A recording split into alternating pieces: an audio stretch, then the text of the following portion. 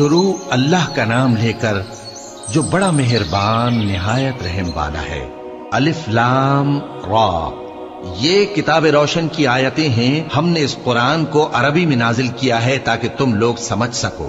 اے پیغمبر، ہم اس قرآن کے ذریعے سے جو ہم نے تمہاری طرف بھیجا ہے تمہیں ایک نہایت اچھا قصہ سناتے ہیں، اور تم اس سے پہلے بے خبر تھے۔ جب یوسف نے اپنے والد سے کہا کہ ابا، میں نے خواب میں 11 ستاروں اور سورج اور چاند کو دیکھا ہے، دیکھتا کیا ہوں کہ وہ مجھے سجدہ کر رہی ہیں۔ انہوں نے کہا کہ بیٹا، اپنے خواب کا ذکر اپنے بھائیوں سے نہ کرنا، نہیں تو وہ تمہارے حق میں کوئی چال چلیں گے۔ کچھ شک نہیں کہ شیطان انسان کا کھلا دشمن ہے، اور اسی طرح اللہ تمہیں برگزیدہ و ممتاز کرے گا اور خواب کی باتوں کی تعبیر کا علم سکھائے گا، اور جس طرح اس نے اپنی نعمت پہلے تمہارے دادا پر دادا ابراہیم اور اسحاق پر پوری کی تھی، اسی طرح تم پر اور اولاد یعقوب پر پوری کرے گا۔ بے شک تمہارا پروردگار سب کچھ جاننے والا ہے، حکمت والا ہے۔ ہاں، یوسف اور ان کے بھائیوں کے قصے میں پوچھنے والوں کے لیے بہت سی نشانیاں ہیں۔ جب انہوں نے آپس میں تذکرہ کیا کہ یوسف اور اس کا بھائی ابا کو ہم سے زیادہ پیارے ہیں، حالانکہ ہم جماعت کی جماعت ہیں، کچھ شک نہیں کہ ابا کھلی غلطی پر ہیں۔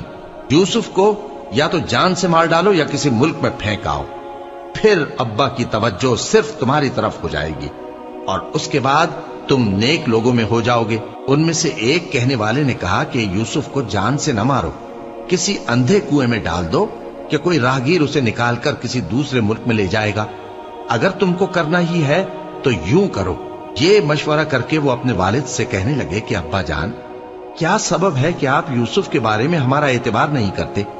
حالانکہ ہم اس کے خیر خواہ ہیں، کل اسے ہمارے ساتھ بھیج دیجئے کہ خوب میوے کھائے اور کھیلے کودے، ہم اس کے نگہبان ہیں۔ انہوں نے کہا کہ یہ امر مجھے غمناک کیے دیتا ہے کہ تم اسے لے جاؤ، یعنی وہ مجھ سے جدا ہو جائے، اور مجھے یہ بھی خوف ہے کہ تم کھیل میں اس سے غافل ہو جاؤ اور اسے بھیڑیا کھا جائے۔ وہ کہنے لگے کہ اگر ہماری موجودگی میں کہ ہم ایک طاقتور جماعت ہیں اسے بھیڑیا کھا گیا تو ہم بڑے نقصان میں پڑ گئے۔ غرض جب وہ اس کو لے گئے اور اس بات پر اتفاق کر لیا کہ اس کو اندھے کنویں میں ڈال دیں، اور ہم نے یوسف کی طرف وہی بھیجی کہ ایک وقت ایسا آئے گا کہ تم انہیں ان کے اس سلوک سے آگاہ کرو گے، اور ان کو اس وحی کی کچھ خبر نہ ہوگی۔ اور یہ حرکت کر کے وہ رات کے وقت باپ کے پاس روتے ہوئے آئے، کہنے لگے کہ ابا جان، ہم تو دوڑنے اور ایک دوسرے سے آگے نکلنے میں مصروف ہو گئے اور یوسف کو اپنے اسباب کے